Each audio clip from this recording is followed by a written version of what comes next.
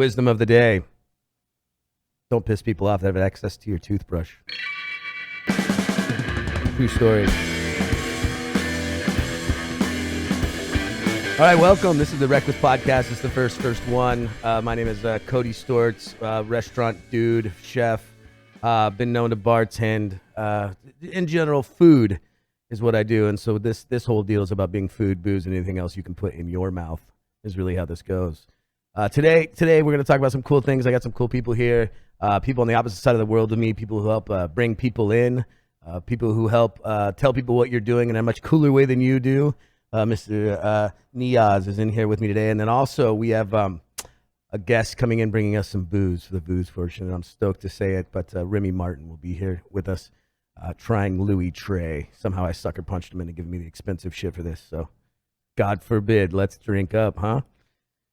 So I'd like to introduce you now to my buddy, my good friend, my old pal. We go way back, worked together back in the day. And when I say back in the day, it wasn't that long ago, really. It was like we started, 5 years ago? Was that it? No, man, like 2.5. 2.5. Jesus, dude, I'm starting to sound like a fisherman. 55 years ago. Time moves fast when you're moving, man. Yeah, right? So he did PR for me back then, and I think we've grown a lot since then. And I know you got a bunch of new stuff on your plate, but why don't you tell everybody a little about yourself, man? How's it going? First off, thanks, man, for having me on. Oh, shit. Are you kidding?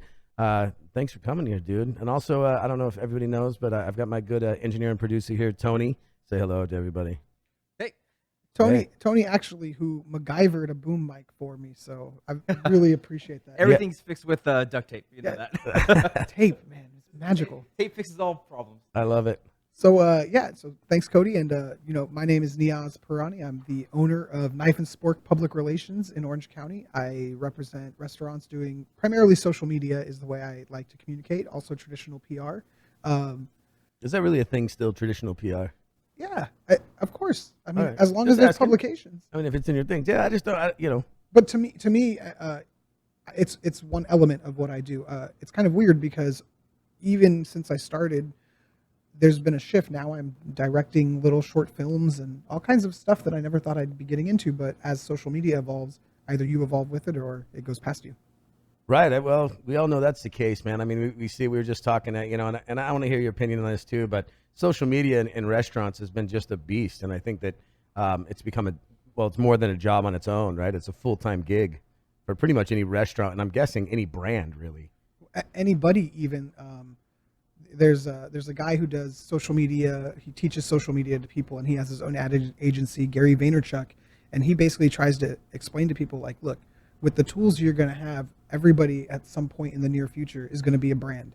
And if you position yourself that way early enough, you can take advantage of it. I mean, that's how 8-year-olds are becoming rappers and shit, right? Or, I mean, it's crazy. Or the toddler that unboxes toys on a YouTube channel and made $1 million last year. Like, We're in the wrong business, Niyaz. we're doing it all wrong. Exactly. I should be opening up boxes. That sounds like a bad movie, but Actually, someone told me recently that they met someone who they read children's stories on YouTube and then someone animates behind them on a green screen. She reads like 8 stories a day. She's making a living doing it. that's crazy, man. So back to food and booze. So with your direct line, man, you helped me out a lot with understanding about perspective. We start to talk about food and in restaurants and things of that nature, and I get real broad, and you can take off on all these tangents. But I mean, your job really in PR is what I've noticed is to help focus things. Focus either the environment outside or the environment inside, so that the message is clear. Yeah. So food-wise, I mean, isn't that hard to do now with all these avenues? I mean, literally, we're just taking pictures right now. I mean, there's 6 stories we just told in the last 10 minutes. And yet somehow there's a specificity to it that has to happen. Yeah, so it's a lot of nuance. I think so much of it isn't just making sure that the food photo is right. Right. It's who is that photo speaking to, and are you using the right hashtags or targeting the right people that will get that message. And for every restaurant, I think that if anybody out there who's listening to PR, anybody who's interested in taking what they're doing on social media and moving it into this kind of approach where you're representing other people's voices, you have to take that time to understand their voice. We got to the point where you were comfortable for me just speaking for you. Yeah, it was better, honestly. I mean, let's just say it that way. It worked out better for all of us, I think. A wall of refinement. I think the booze just walked in. Oh, damn. We'll have to get on that shirt. But No, so it's a lot of nuance, and once you get to that point, though, then you just explore that voice. And with you, I always loved that we did wild, radical things.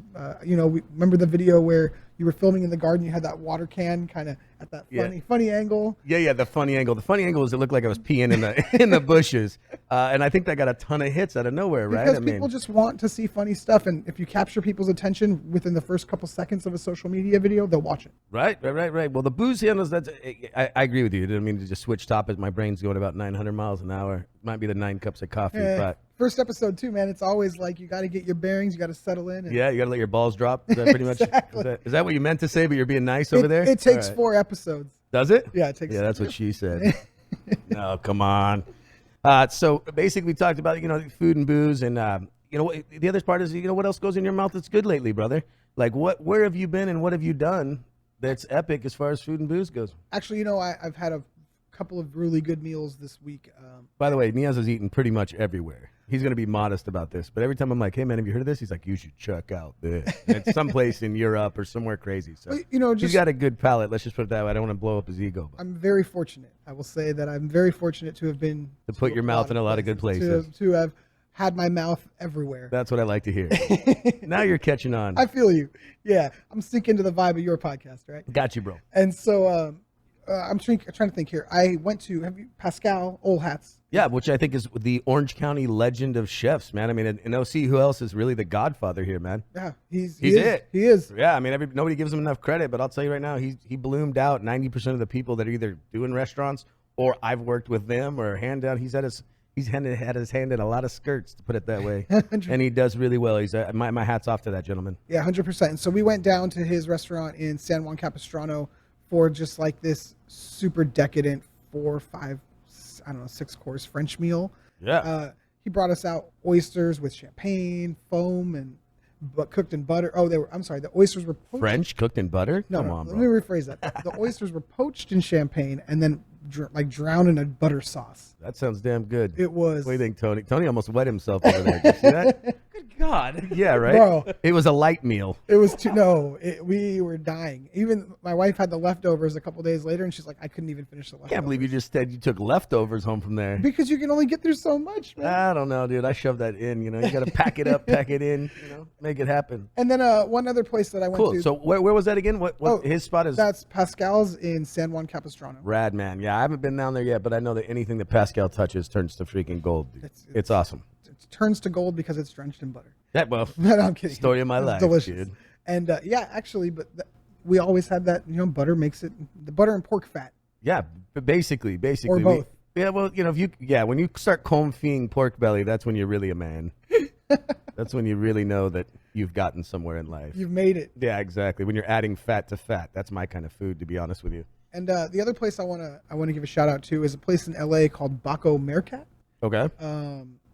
Near like downtown, the museum, the Broad, and the Broad. The Is that a thing? See, you're educating me now. Yeah, it's that big giant, like, I don't know how to describe it. It's just a big giant white cube of a museum.